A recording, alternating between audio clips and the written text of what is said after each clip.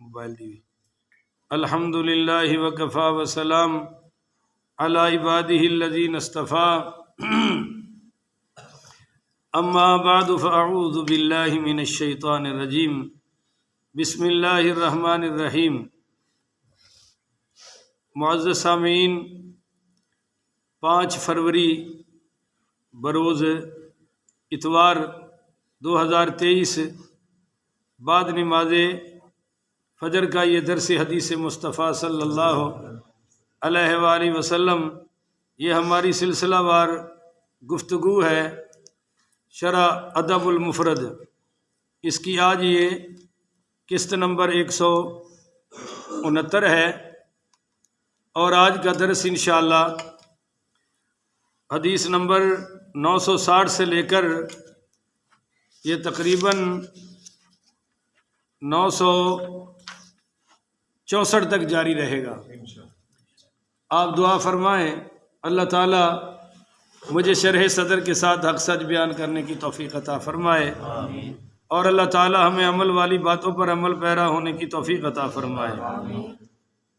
یہ جناب باب ہے جی، باب من کریہ ان یقعد ویقوم لہ الناس، جو آدمی یہ پسند کرے کہ وہ بیٹھا رہے اور لوگ اس کے لیے کھڑے رہیں، اس کا بیان۔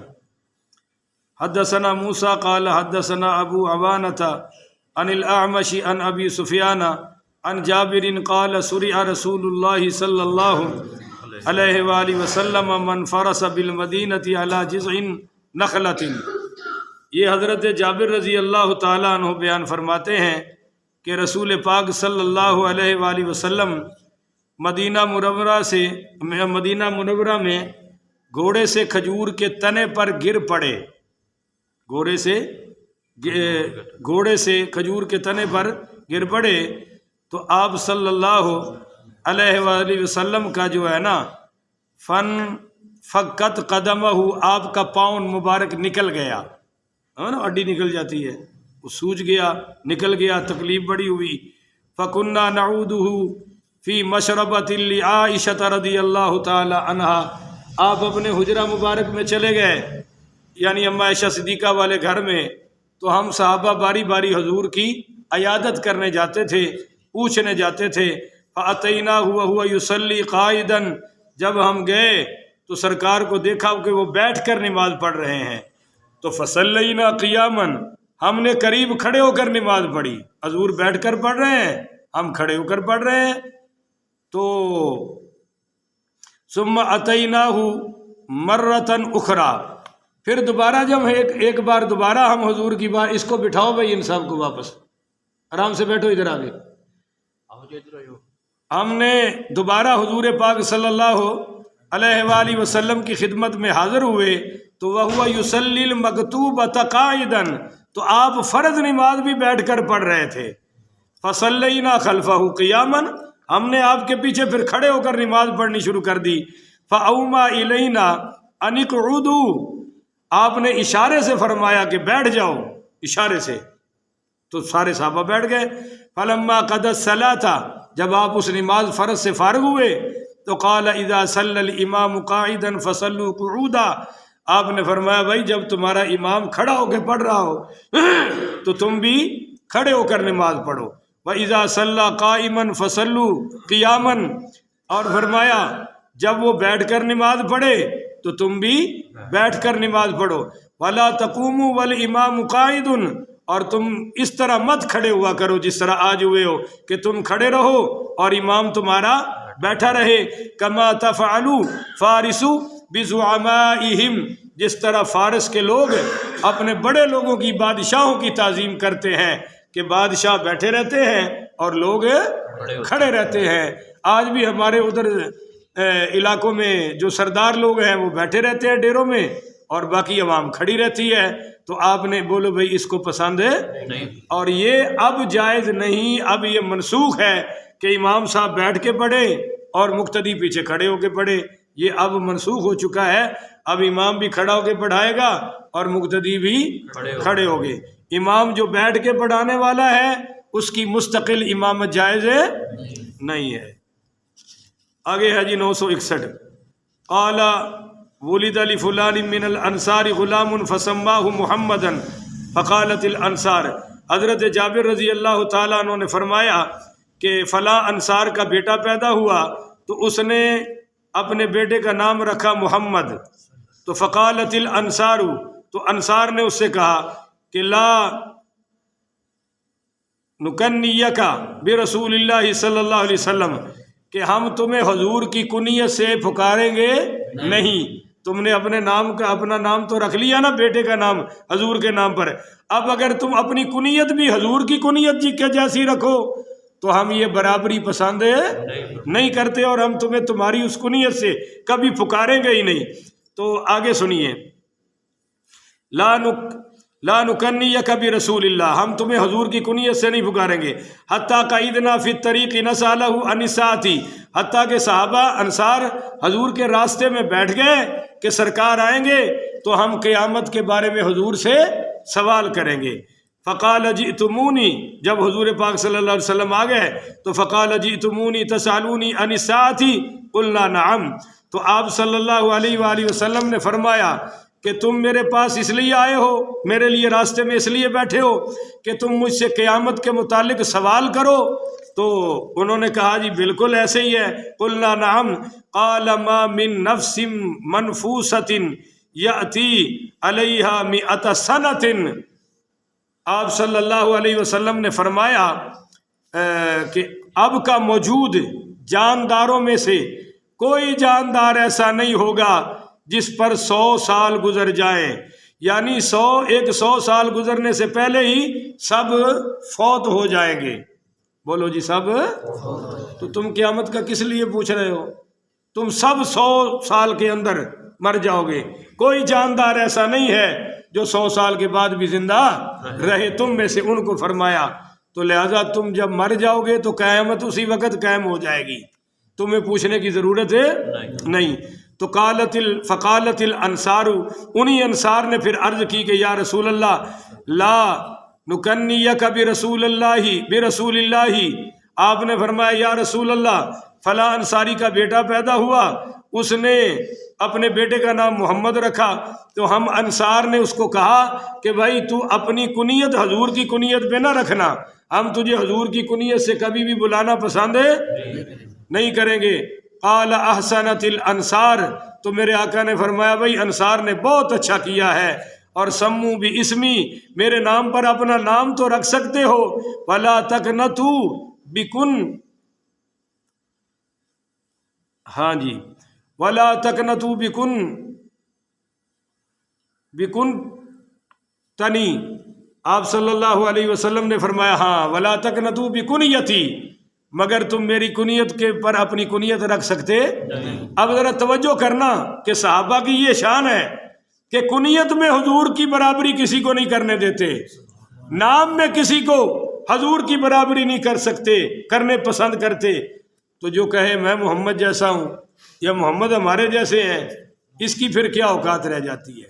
بولو بھائی، اس کو بھی کوئی مسلمان پسند کر سکتا نہیں. آگے ہے جی بابن، یہ بس باب ہی لکھا ہے، نام نہیں لکھا. حدیث ہے 962. حدثنا عبد العزیز بن عبد اللہ قال حدثني الدورادی عن جعفر عن ابیہ عن جابر بن عبد اللہ ان رسول اللہ صلی اللہ علیہ وسلم مرق فی السوق داخلا من بعد العالیۃ والناس کنفیہ فمر بجدی اسکہ. یہ حضرت جابر بن عبداللہ رضی اللہ تعالی عنہ بیان کرتے ہیں کہ رسول پاک صلی اللہ علیہ وآلہ وسلم بازار سے بعض جگہوں سے داخل ہوتے ہوئے گزرے بازار سے، تو آپ کے دونوں اطراف میں صحابہ تھے، لوگ تھے، تو آپ بکری کے ایک کان کٹے مردہ بچے کے پاس سے گزرے. سمجھ رہے ہو؟ ایک بکری کا بچہ جس کے کان ہے اور وہ مرا پڑا ہے، اس سے حضور پاک پڑھی صلی اللہ علیہ وآلہ وسلم گزرے. فتناولا فاخذ باذنہ، آپ نے اس مرے ہوئے بکری کے بچے کا کان پکڑ لیا، وہ جو کٹا ہوا کان تھا نا جی، وہاں سے پکڑ لیا. ثم قال، اور پھر فرمایا ایکم یحب ان ھذا لہ بدرہم، تم میں سے کون ہے جو اس مردہ بکری کے بچے کو 1 درہم میں خریدنا پسند کرتا ہو؟ کوئی ہے؟ کوئی پسند کرتا ہے کہ 1 درہم کے بدلے میں یہ لے لے؟ تو فقالو، صحابہ نے کہا، ما نحب انہ لنا بشیء وما نصنع به، یا رسول اللہ، ہاں ہم میں سے، آپ نے پوچھا کہ تم میں سے کون پسند کرے گا اس کو 1 درہم کے بدلے؟ تو صحابہ نے عرض کی، ہم میں سے کوئی بھی اس سے کوئی چیز بھی لینا پسند نہیں کرتا، ہم اس کا کیا کریں گے؟ تو آپ صلی اللہ علیہ وسلم نے فرمایا، اتحبون ان لکم، کیا تم میں سے کوئی اس کو فری لینا پسند کرے گا؟ مفت میں مل جائے مردہ بچہ کان کٹا ہوا؟ تو قالو لا، صحابہ نے کہا نہیں یا رسول اللہ۔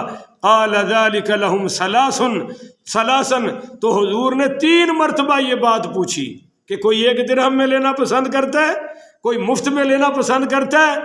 تو فقالو، تو صحابہ کہنے لگے، لا واللہ لو کان حیا لکان عیبا فیہ انہ اسک، صحابہ کہنے لگے، یا رسول اللہ کی قسم، اگر یہ زندہ بھی ہوتا تو کان کٹے ہونے کی وجہ سے ہم اس کو لینا پسند ہے، اب تو یہ مر چکا ہے، مردے کو کون پسند کرے گا؟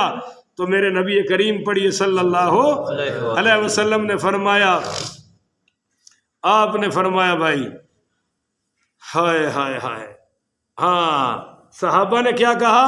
فقالوا واللہ لو کان حیا لکان عیبا فیہ انہ اسک والاسک الذی لیس لہ اذنان فکیف وہو میت، کہ یا رسول اللہ یہ زندہ بھی ہوتا نا، ہم نے نہیں لینا تھا کیونکہ اس کے کان دونوں کٹے ہوئے ہیں، اس کا کرنا کیا ہے؟ تو قالا، پھر میرے آقا نے فرمایا، فواللہ للدنیا اہون علی اللہ من ھذا علیکم، جس طرح یہ تمہارے لیے بے قیمت ہے، اللہ کے ہاں ساری دنیا کی اس سے بھی کم قیمت ہے۔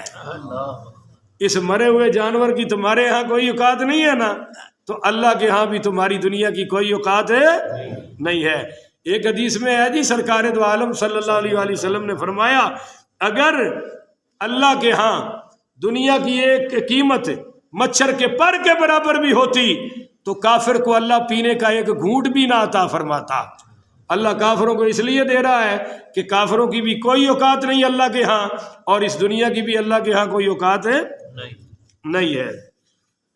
آگے ہے جی حدیث نمبر 963، انہوں نے چپ کراؤ یار، یہ کی کر رہے ہیں؟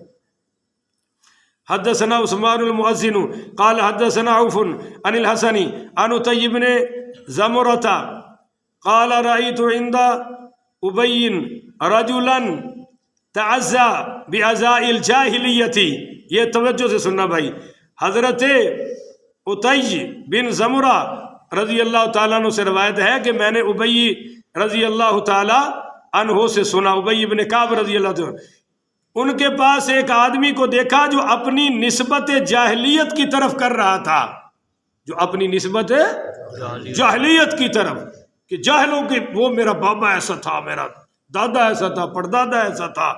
تو حضرت ابی رضی اللہ تعالی، تو پڑھو نا بھائی، رضی اللہ تعالی عنہ، فعزہ ابی ولم یکنہ فنظر الیہ اصحابہ، تو حضرت ابی رضی اللہ تعالیٰ عنہ نے اس کا اچھے لفظوں میں ذکر نہیں کیا، بولو بھئی اچھے لفظوں میں ذکر ہے، اور کوئی بات کنایتاً نہ کہی، یعنی اشارہ بھی نہ کیا، سیدھی کہہ دی، اور اس کو اچھی نظر سے دیکھا بھی نہیں، اور اچھے لفظوں سے یاد بھی نہیں کیا۔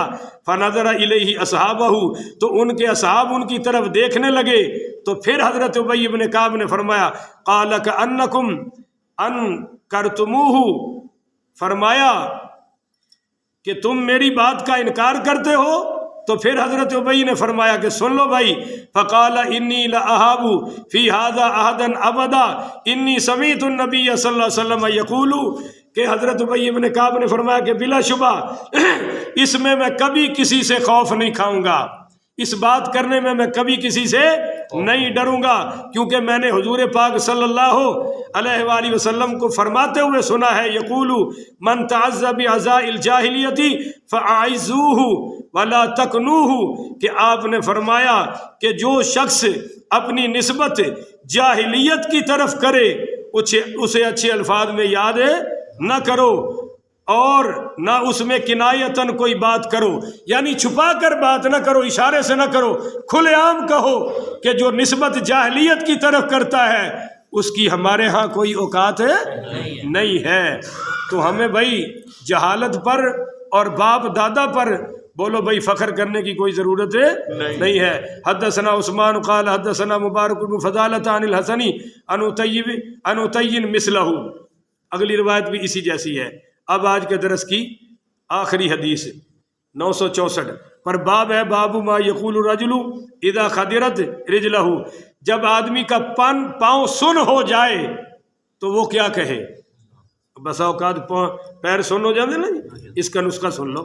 964 حدثنا ابو نعیم قال حدثنا سفیان عن ابی اسحاق عن عبد الرحمن بن سعد قال خدرت رجل بن عمر، ہائے، حضرت عبد الرحمن بن سعد رضی اللہ تعالیٰ عنہ سے روایت ہے، فرماتے ہیں کہ حضرت عبداللہ ابن عمر پڑھو رضی اللہ تعالیٰ عنہما کا پاؤں سن ہو گیا تو ایک آدمی نے ان سے کہا، فقال له رجل، ایک آدمی نے ان سے کہا کہ اذکر احب الناس الیک، اس ہستی کا ذکر کر جو تجھے سب سے زیادہ محبوب ہے، تیرا پاؤں ٹھیک ہو جائے گا۔ تو فقال یا محمد، حضرت عبداللہ ابن عمر نے نعرہ لگا دیا یا محمد، تو ان کا پاؤں ٹھیک ہو گیا۔ بولو نا یار، ان کا پاؤں ٹھیک ہو گیا۔ آج کل بڑی مرچی لگتی ہے، یا محمد کہو، یا رسول اللہ کہو، یا حبیب اللہ کہو تو بڑی تکلیف ہوتی ہے۔ بخاری کی رٹ لانے والے بے ادبوں کو امام بخاری کی یہ روایت کیوں نہیں نظر آ رہی کہ امام بخاری اس روایت کو لا رہے ہیں کہ ان کا پاؤں سوج گیا، اور پاؤں بھی حضرت عمر کے بیٹے کا، تو انہوں نے نعرہ لگایا یا محمد، تو پتہ چلا حضور کا وسیلہ دینا بھی جائز ہے اور حضور کے وسیلے سے دعا مانگنا بھی جائز ہے۔ چنانچہ ایک روایت سنان لگا ہوں، بڑی کتب حدیث، کافی کتب حدیث میں ہے کہ حضرت عثمان بن حنیف رضی اللہ تعالیٰ عنہ فرماتے ہیں کہ نبینا صحابی حضور کی بارگاہ میں حاضر ہوئے، عرض کیا یا رسول اللہ، اللہ کی بارگاہ میں دعا فرمائے کہ اللہ مجھے آنکھوں کی بینائی عطا فرما دے۔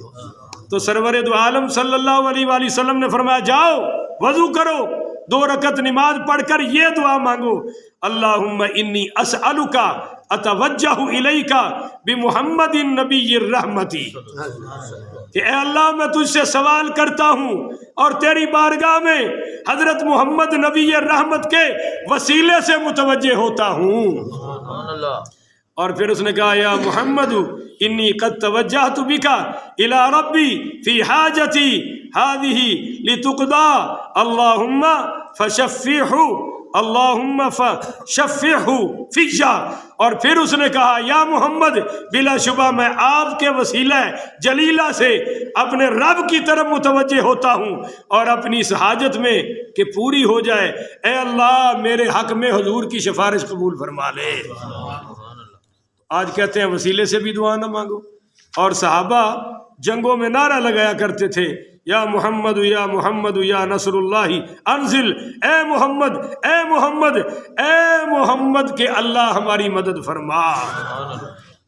اس لیے بھئی ہمیں بھی ایسی باتیں کہنے میں کوئی حرج ہے، ہم لبیک یا رسول اللہ کہیں تب بھی جائز ہے، الصلاۃ والسلام علیک یا رسول اللہ کہیں تب بھی جائز ہے۔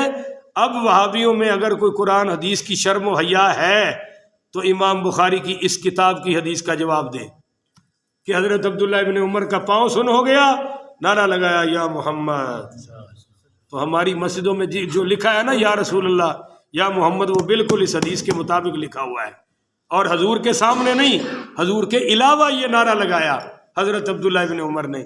اللہ تعالیٰ عمل کی توفیق عطا فرمائے۔ آخر ودعوانا ان الحمدللہ رب العالمین۔